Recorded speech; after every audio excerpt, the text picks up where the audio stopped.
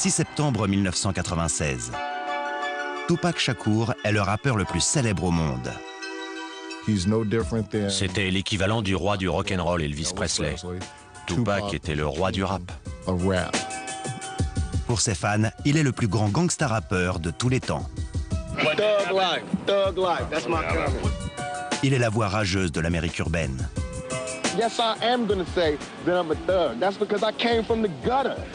Les gens du quartier l'appelaient le Jésus noir. Il venait nous sauver. Mais aux yeux des autorités et de ses ennemis dans le monde du hip-hop, Tupac est une menace. Il avait dit plusieurs fois « Je vais mourir. Je vais mourir au sommet de ma gloire. » Bientôt, sa prophétie se réalisera. Voici les dernières 24 heures de la vie de Tupac Shakur.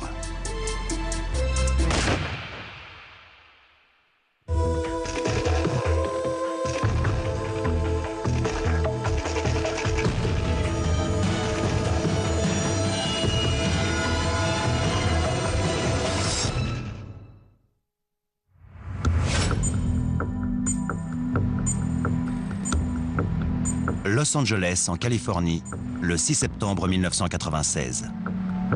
Il est 23h30 et Tupac Shakur quitte les studios Lacey dans le centre de LA, où le tournage de son dernier clip vidéo vient de s'achever.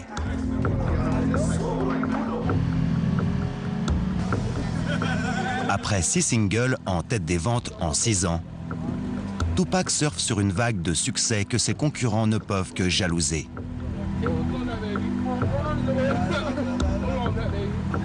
Mais dans 24 petites heures, Tupac sera brusquement stoppé dans sa course.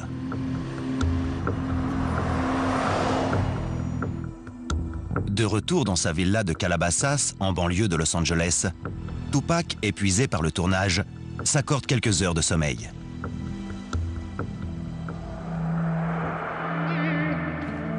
Le lendemain matin, sa cousine Jamala Le Sen vient lui rappeler qu'ils doivent partir pour Las Vegas. Nos anniversaires tombent le même mois et il voulait qu'on le fête ensemble à Las Vegas.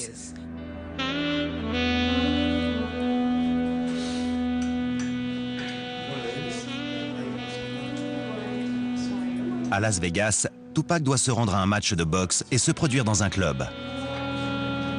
Sa petite amie, Kidada Jones, la fille du célèbre Quincy Jones, doit l'accompagner.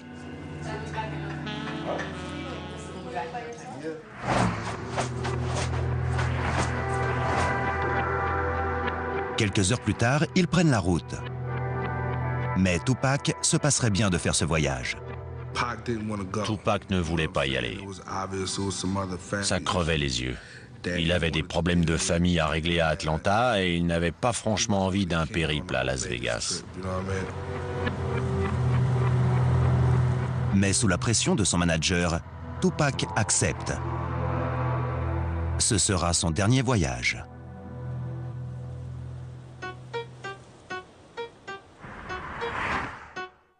Cinq ans plus tôt, en 1991, Tupac Shakur n'a qu'une idée en tête: être le plus grand dans l'univers compétitif du hip-hop. Dès la sortie de son premier album, Tupacalypse Now, Tupac en prend la voix. Il noue immédiatement des liens profonds avec ses fans, en dénonçant la dure réalité de la vie dans la rue. Dès qu'il prenait un crayon ou un micro, c'était comme s'il avait été frappé par la grâce de Dieu. Dans toutes ses chansons, on aurait dit qu'il donnait de sa vie, de son sang. They got little Italy, little everything. They don't have a little Africa. They got the ghetto, and we think that that's ours. That's not even ours. That's just what was left over. Ces chansons parlent au nom des opprimés, des pauvres, des laissés pour compte, ceux qui n'ont aucune voix politique dans la société. En 1994, Shakur affirme clairement sa philosophie dans un album intitulé Thug Life, Vie de truand.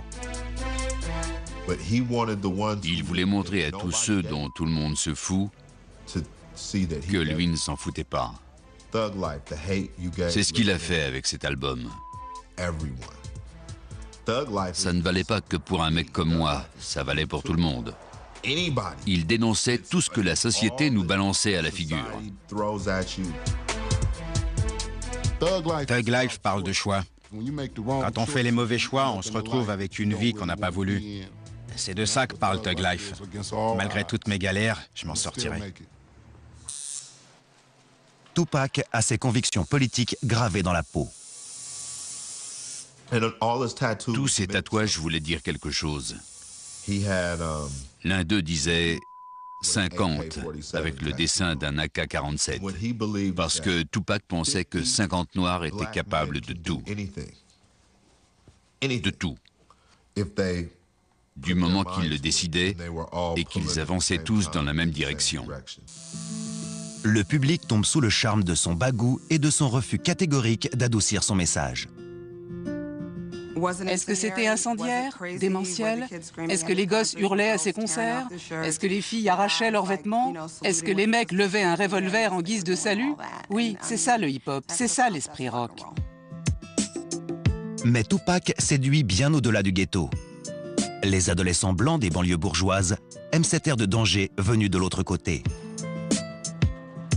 Je ne sais pas si c'était son énergie, sa force, son dynamisme, mais il touchait tout le monde, hommes et femmes, noirs et blancs, jeunes et vieux. Si Tupac cherche à attirer l'attention, c'est réussi. Mais pas toujours pour les bonnes raisons. Tandis qu'il gravit les échelons, certains membres de la communauté hip-hop l'observent avec envie. Tupac Shakur commence à se faire des ennemis. Dans le hip-hop, tout est affaire de compétition. Je suis meilleur que toi, j'ai plus de nanas que toi. C'est presque comme un sport. On voit s'affronter des égos gigantesques. C'est extrêmement destructeur. Bientôt, ces obsessions de rivalité et de violence envahiront les rues fastueuses de Las Vegas. Et quelqu'un renversera le roi du rap.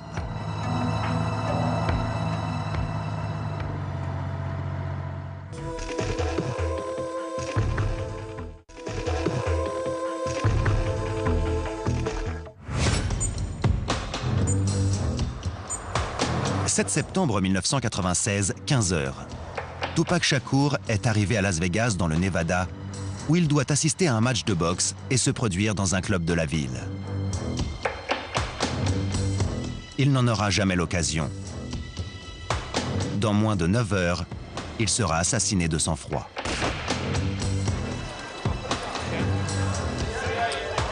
Après avoir laissé sa petite amie et sa cousine à son hôtel, Tupac se distrait au casino en attendant le match de boxe.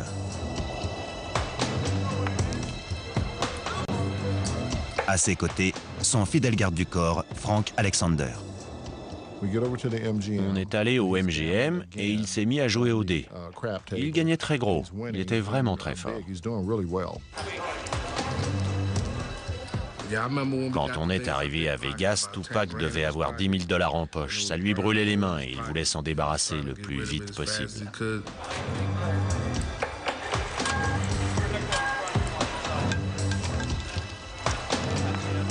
À la table de jeu, Tupac est rejoint par les membres d'Outlaw Immortals, son groupe de scène. C'était ses chanteurs et ses amis. Ils jouaient sur beaucoup des titres de Tupac à l'époque. Comme d'habitude, Tupac ameute les foules, et surtout les femmes. Tupac et les femmes. Les femmes arrivaient par milliers, de vrais groupies. Elles venaient des tournages de films, des clips vidéo, des studios, d'Italie, de partout. Au casino, comme dans la vie, Tupac joue gros. Mais il connaît un succès planétaire et peut se permettre de risquer la mise.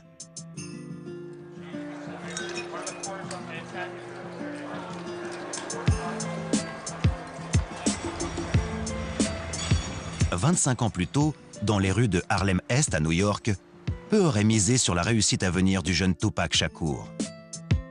Sa mère, Afeni Shakur, membre du parti extrémiste des Black Panthers, est arrêtée et inculpée, ainsi que 20 autres participants pour tentative d'attentat à la bombe.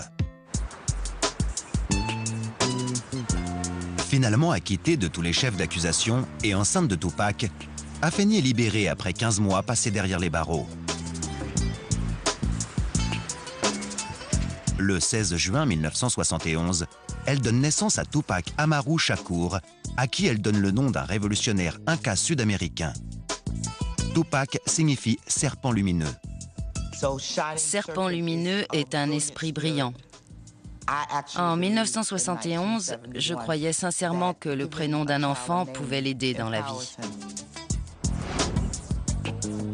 Ce qui n'aide pas non plus le jeune Tupac, c'est son père, membre également des Black Panthers.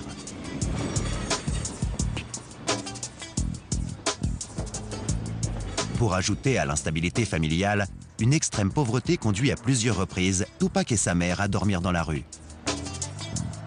Mais en 1986, malgré toutes ces épreuves, Afeni emménage à Baltimore et parvient à inscrire son fils dans un lycée pas comme les autres, l'Académie des Arts de Baltimore.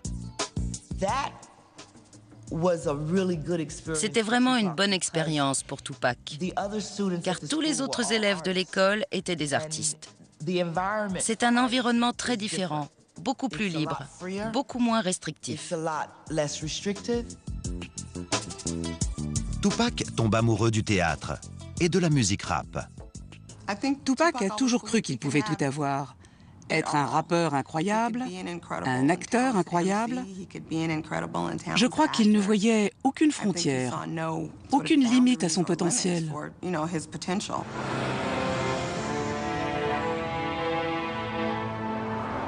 En juin 1988, afin de protéger son fils d'une vie de famille perturbée, Afeni envoie Tupac à l'autre bout du pays, vivre avec une amie à Marine City, en Californie. Mais l'adolescent de 16 ans s'aperçoit vite qu'il a troqué un cauchemar contre un autre. Marine City était tristement célèbre pour sa violence des rues. Tupac était un gringalet. Même musclé et gonflé à bloc, c'était un gringalet. C'est encore plus dingue quand on pense au cran qu'il avait. Il n'avait peur de rien, ni de personne. Ni homme, ni femme, ni enfant, ni animal. Parce qu'on ne meurt qu'une fois. Afeni rejoint rapidement son fils en Californie. Mais tout espoir de retrouvailles familiales heureuses est gâché par ses difficultés personnelles. Mes enfants et moi avons un lien fondé sur l'honnêteté et la confiance. Et j'ai brisé ce lien par un mensonge. J'ai menti en disant « je me drogue, mais je contrôle la situation ». C'était un mensonge et il m'a coûté très cher. Je ne porte pas le même regard que mes enfants sur cette époque, car tout ce que je faisais, c'était chercher de la drogue. J'avais trouvé ma réponse. C'était le crack. À 17 ans, Tupac monte avec Ray Love, un copain de quartier, son premier vrai groupe, Strictly Dope. On n'avait peur de rien. On se précipitait sur scène et on jouait direct. On n'avait pas besoin de se faire livrer à manger avant le concert, d'exiger un type de micro en particulier ou une limousine. N'importe quel micro, et c'était parti. «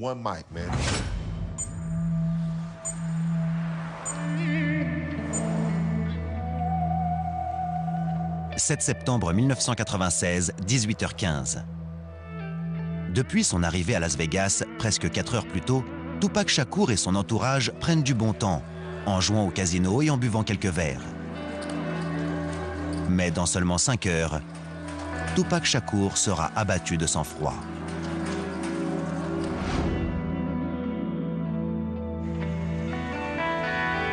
Sur l'invitation de Suge Knight, son manager et directeur de sa maison de disques, Tupac se rend à un match de boxe très attendu entre Bruce Sheldon et Mike Tyson, un ami proche de Tupac. Mike et Tupac avaient une vraie amitié, une relation vraiment très forte. On était tous des fans de Tyson. C'était un héros pour tous les gamins du ghetto comme nous. Depuis leur arrivée, Tupac a insisté pour que sa petite amie, Kidada, et sa cousine Jamala restent à l'hôtel. La petite fête est réservée aux hommes. On s'est demandé pourquoi il nous avait amenés là si on n'avait même pas le droit d'assister au match, d'aller faire la fête ou de descendre au casino. Tupac nous a carrément supplié de rester dans la chambre et de ne pas descendre. Sa petite amie et sa cousine en sécurité à l'hôtel, Tupac et son garde du corps, Frank Alexander, se rendent au MGM Grand, où doit avoir lieu le combat de Mike Tyson. Mais pour Tupac, se frayer un chemin n'est pas chose facile. Il y avait des tonnes de gens qui faisaient la queue pour voir le match. Quand on est arrivé, j'ai entendu les gens murmurer « Tupac !» Et quand on passait, « C'est Tupac !» Les groupies et les fans se mettaient à crier « Tupac !» Alors qu'ils évoluent à travers la foule, les fans en délire ne sont pas le seul souci du garde du corps. Le rappeur a aussi sa part d'ennemis. Sa dernière chanson, Hit 'Em Up, une attaque acide contre un autre rappeur, Biggie Smalls, a déclenché la colère de la communauté hip-hop. Pour Frank Alexander, là est le véritable danger. J'ai dit à Tupac, « Qu'est-ce qui t'a pris d'écrire cette chanson ?» Il m'a répondu, « Tu l'as écoutée, c'est du délire, non? Elle est partout, dans toutes les boîtes, partout, ça va déchirer, etc., etc. » Je lui ai dit, « Mon vieux, il va te falloir un autre garde du corps. Je ne vais pas pouvoir assurer tout seul. » Alexander appelle en renfort la sécurité du MGM. Pour Tupac, qui a construit sa carrière sur la confrontation, la menace permanente fait partie de l'aventure.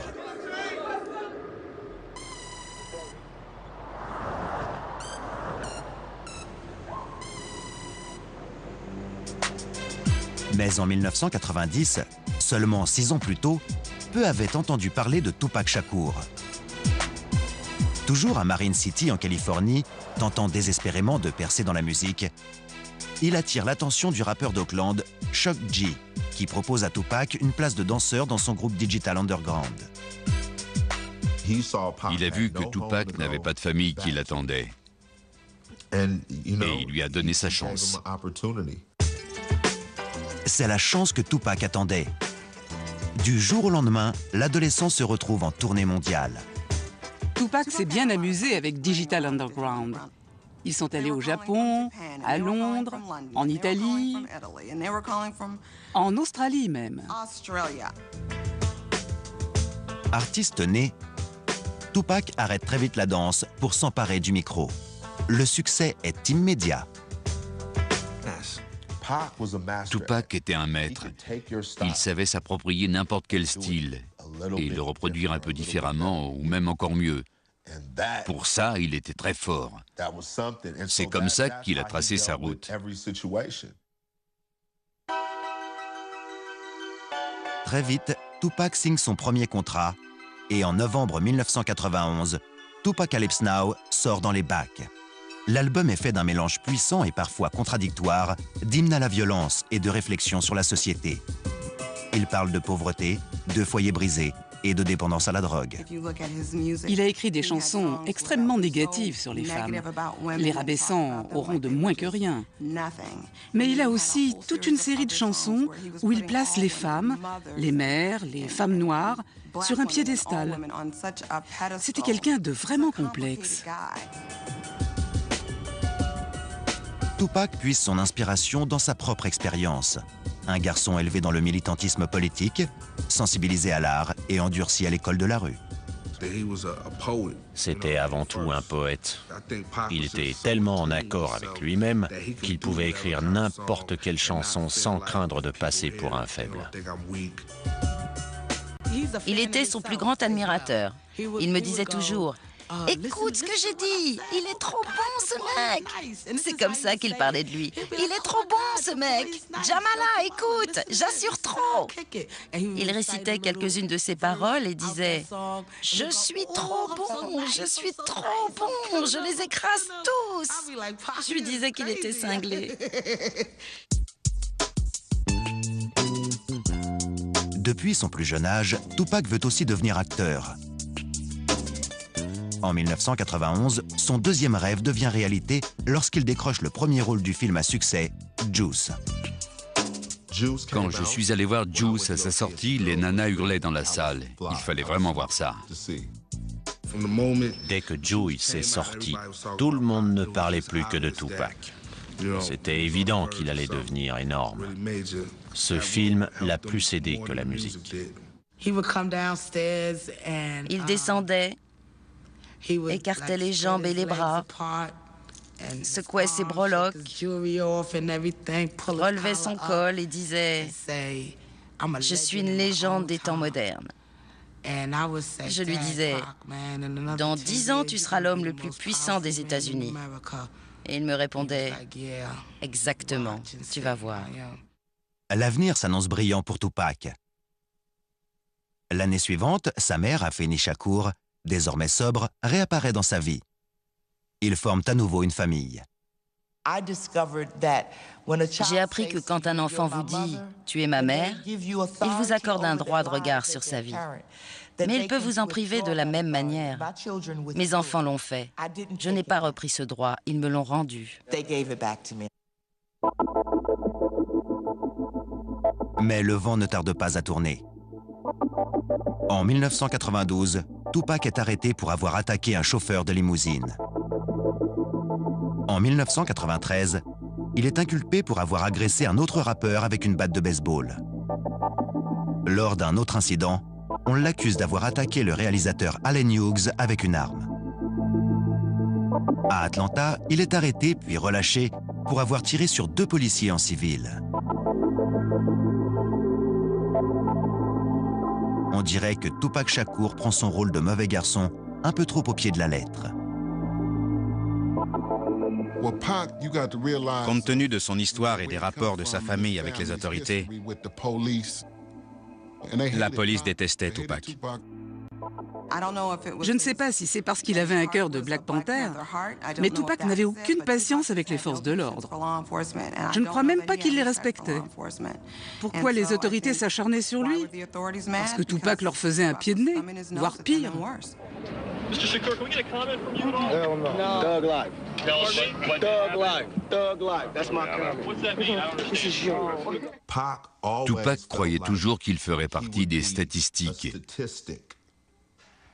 Et il disait, si je dois faire partie des statistiques et que l'Amérique doit me foutre en l'air, alors autant que ce soit en beauté. Dans la lutte entre Tupac l'artiste et Tupac le truand des rues, sa part d'ombre semble prendre le dessus. Et dans les rues de Las Vegas, par une chaude nuit d'été, cette part d'ombre l'engloutira bientôt tout entier.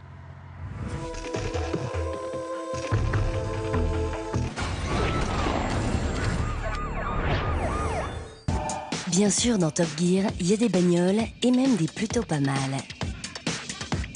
Bien sûr, dans Top Gear, ils savent pousser le champignon jusqu'à partir dans le décor. Mais dans Top Gear, il y a aussi ce grain de folie typiquement british qui fait toute la différence. That is cool. Plus hardcore qu'Automoto et plus glamour que Champs-Élysées, Top Gear, sans doute la meilleure émission automobile au monde. Mettez du Discovery dans votre moteur avec Top Gear le lundi à 20h45 sur Discovery Channel.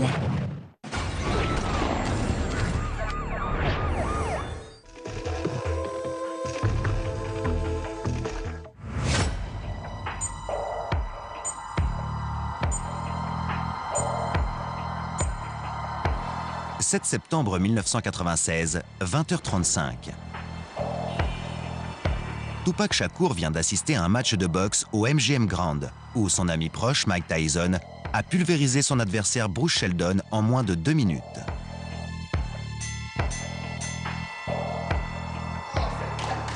Dans les loges, Tupac est accompagné par Suge Knight, son manager et directeur de la maison de disques Death Row. Avec eux, le garde du corps de Tupac, Frank Alexander, et plusieurs associés de Death Row Records. Il est évident pour tout le monde que Tupac Shakur est encore complètement dans le combat. Il n'arrêtait pas de dire « 50 coups, mec, 50, il m'a mis KO en 50 coups ». Alors que le groupe rejoint l'entrée, un des employés de Death Row glisse un message à Tupac. Un des types de Shug, un certain Travon, a murmuré quelque chose à l'oreille de Tupac. Travon a remarqué dans le hall de l'hôtel un homme qui l'aurait soi-disant volé quelques semaines plus tôt. L'homme est un membre des Southside Crips, ennemi juré d'un autre gang de Los Angeles, les Bloods, avec qui Death Row Records entretiendrait des liens. Tupac Shakur, le roi du gangsta rap, décide de lui donner une bonne leçon. Tupac s'est jeté sur lui et...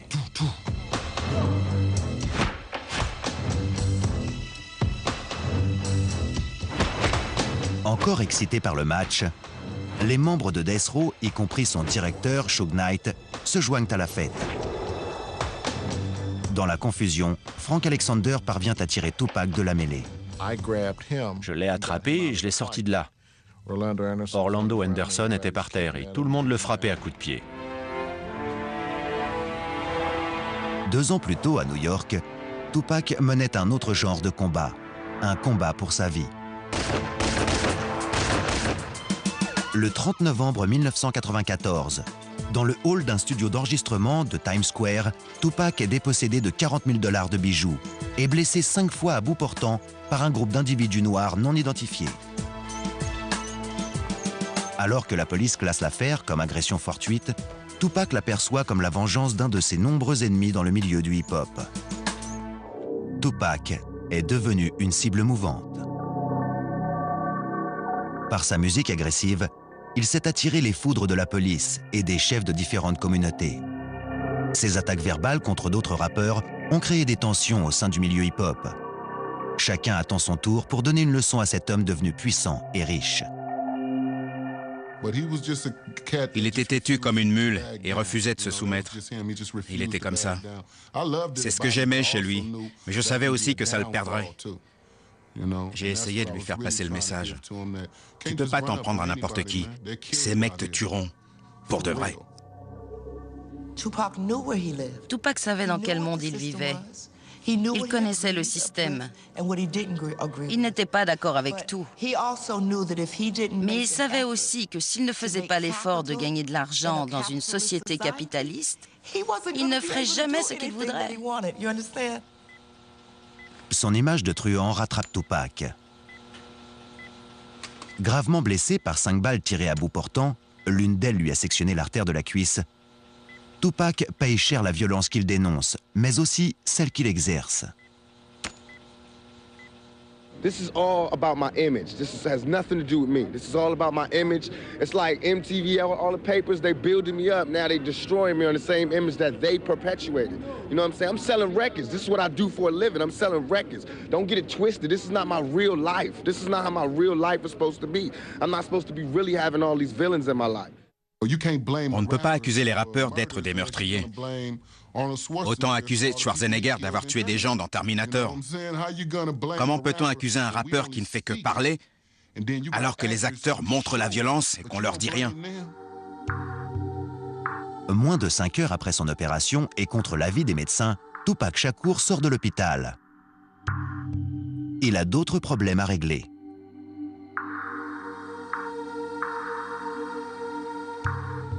Le rappeur doit répondre au tribunal d'accusations de viol sur une femme de 19 ans, ce qu'il nie catégoriquement. Why am I in court? You know what I'm saying? Get my life ripped apart. But I'm here, I'm gonna go through it just to show that I have faith in the American system. But soon I'm gonna go crazy.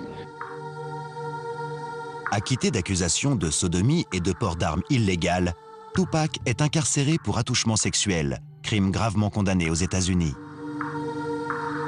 Il écope de la peine maximale, jusqu'à 4 ans et demi derrière les barreaux. Pour ses fans, la justice cherche à faire de lui un exemple. Au centre correctionnel de Clinton, dans l'État de New York, Tupac subit une transformation étonnante. Le roi du gangsta rap renie publiquement Thug Life.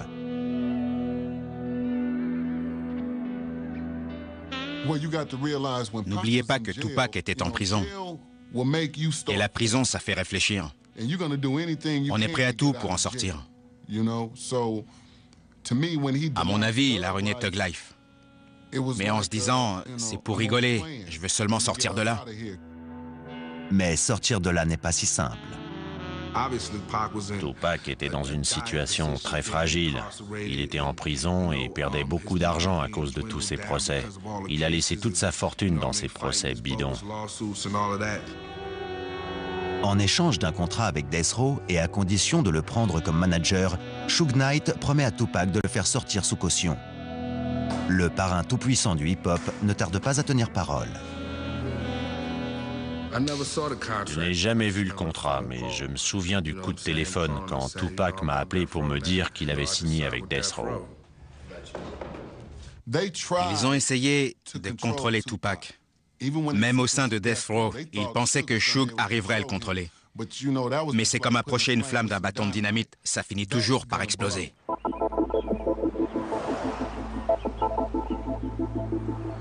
Death Row envoie Tupac au luxueux hôtel Peninsula à Los Angeles pour récupérer et se remettre sur pied.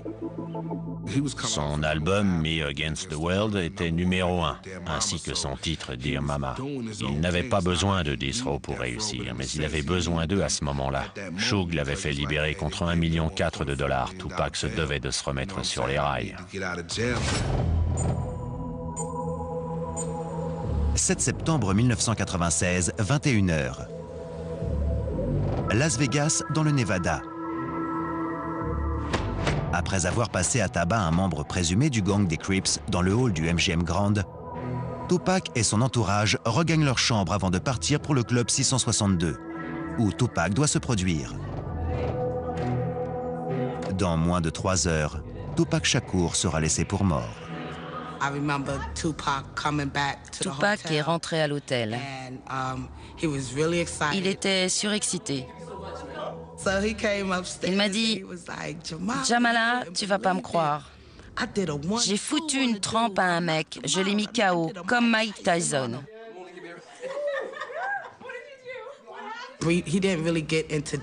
Je n'ai pas demandé de détails sur cette histoire de bagarre, mais il était très content d'avoir eu la chance de tester sa droite sur quelqu'un.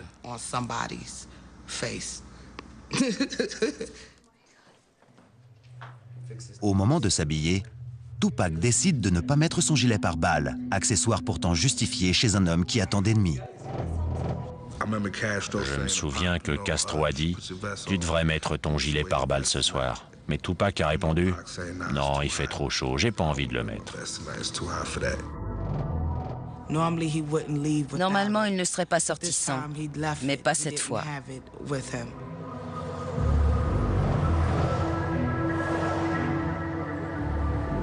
Tupac et sa troupe remontent en voiture et descendent le Strip jusqu'à la propriété de Suge Knight, manager de Tupac et directeur de Death Row Records. Suge et Tupac s'éclipsent un moment, tandis que les autres s'impatientent.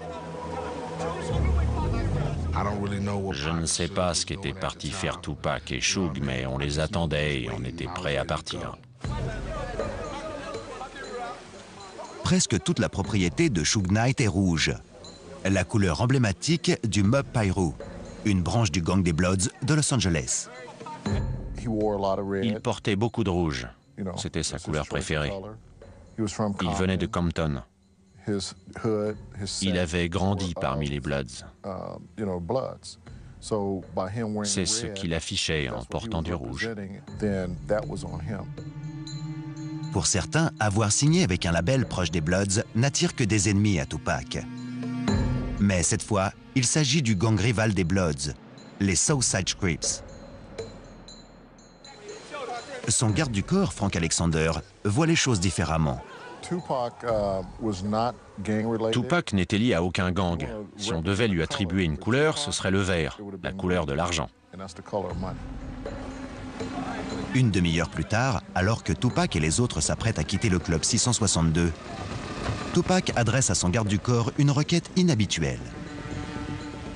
Je me suis dirigé vers la voiture avec Suge et Tupac. Et je m'apprêtais à m'asseoir à l'arrière quand Tupac m'a dit « Non, prends plutôt la Lexus des Outlaws ». On va boire et tu nous ramèneras quand on aura fini de faire la fête au 662. Cet arrangement de dernière minute est à l'initiative de Suge Knight, qui souhaite parler au rappeur en privé. Le convoi reprend la route du Strip pour se rendre au concert. Concert qui n'aura jamais lieu. Moins d'un an plus tôt, Tupac semble invincible. Il a survécu à une fusillade à New York, à une peine de prison dans un établissement de haute sécurité, et sa renommée n'en a que grandi. Son premier album chez Death Row, All Eyes on Me, le propulse au sommet. En 3 semaines seulement, l'album est disque de platine. Malgré un tel succès, Tupac décide que le moment venu, il ne renouvellera pas son contrat auprès de Death Row Records. Tupac était prêt à quitter la maison de disques. Il y avait une raison pour cela. Seule sa mère et son entourage très proche connaissaient cette raison.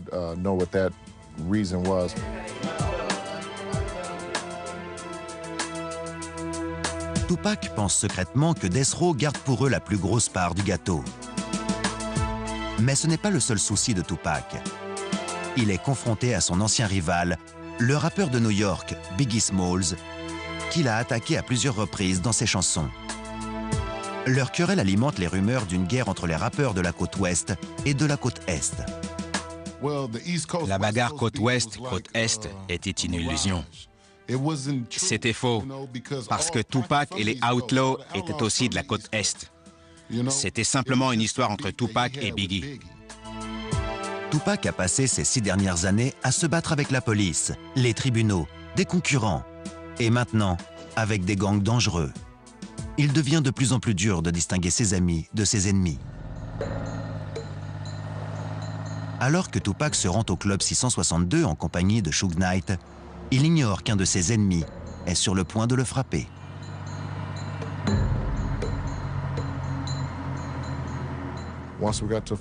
Arrivé à Flamingo, on a tourné à droite.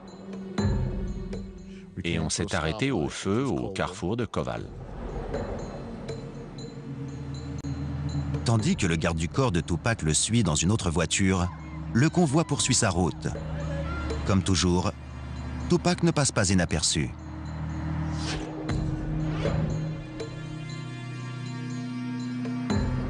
Quand soudain, venue de nulle part, surgit une Cadillac blanche. Elle s'est approchée de la BMW. J'ai vu un bras sortir par la vitre et les coups de feu sont partis.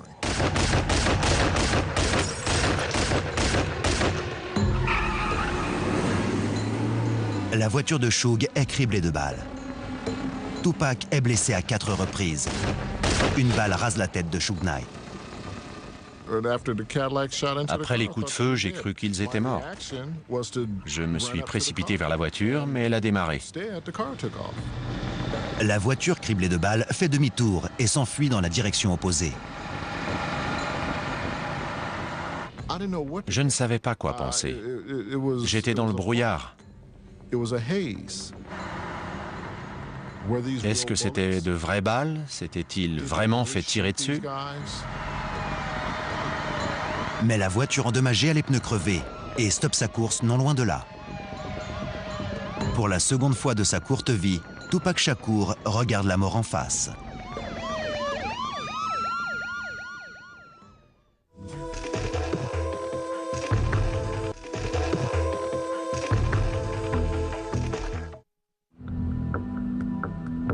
« 7 septembre 1996, Las Vegas.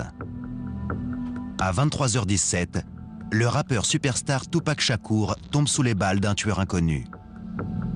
Mortellement blessé, un poumon perforé, il est transporté d'urgence au centre hospitalier universitaire, où il subit 2 interventions chirurgicales. On lui ôte le poumon droit afin de stopper l'hémorragie interne et il est plongé dans un coma artificiel. Tupac Shakur ne se réveillera jamais. On était paniqués. Et la première chose à laquelle j'ai pensé, c'est qu'on avait déjà vécu ça à New York. J'ai vu Jamala qui avait passé une nuit de cauchemar. Puis tout le monde a commencé à arriver. Quand j'y pense, il n'y a pas un instant où quelqu'un n'a pas été auprès de lui. Quand je suis arrivée à mon tour, il avait été plongé dans un coma artificiel. Je n'ai jamais pensé qu'il allait mourir. Jamais. Ça ne m'a jamais traversé l'esprit. Jamais.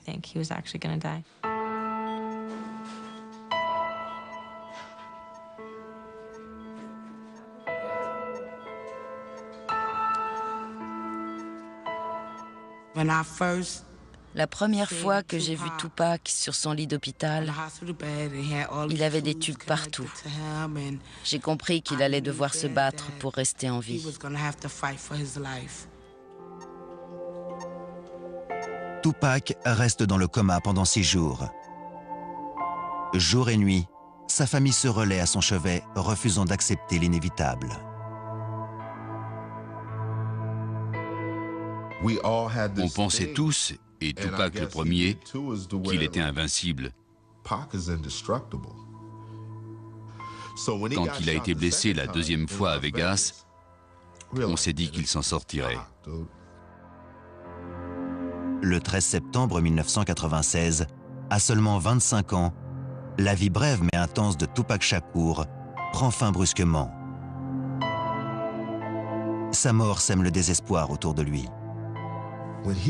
Tupac assassiné dans la rue? Mais qu'est-ce qui ne va pas dans ce pays? On ne peut jamais vraiment s'en sortir. L'enquête criminelle se heurte à un mur lorsque les témoins refusent de coopérer. Les théories sur l'assassin vont bon train. Certains parlent d'une vengeance des Crips pour le passage à tabac dans le hall du MGM. D'autres montrent du doigt l'ennemi juré de Tupac, Biggie Smalls, qui sera abattu à son tour 7 mois plus tard. D'autres encore évoquent une embuscade organisée par Suge Knight, qui savait que Tupac envisageait de quitter Death Row. Quelle que soit la vérité, dans les rues de Los Angeles, les représailles sont terribles. En une dizaine de jours, 12 fusillades ont lieu entre des gangs rivaux. 3 personnes sont tuées, 22 interpellés. Après sa mort, la popularité de Tupac ne cesse d'augmenter. Il vend 75 millions d'albums à travers le monde et entre au livre des records comme le chanteur de rap ayant vendu le plus d'albums au monde. Ils ont perdu un grand homme, un militant, un poète, un rappeur, un frère, un ami. Il faisait partie des grands. Ce n'était pas quelqu'un de parfait. Ce n'était pas une star parfaite. Et je pense que les gens l'en aimaient d'autant plus.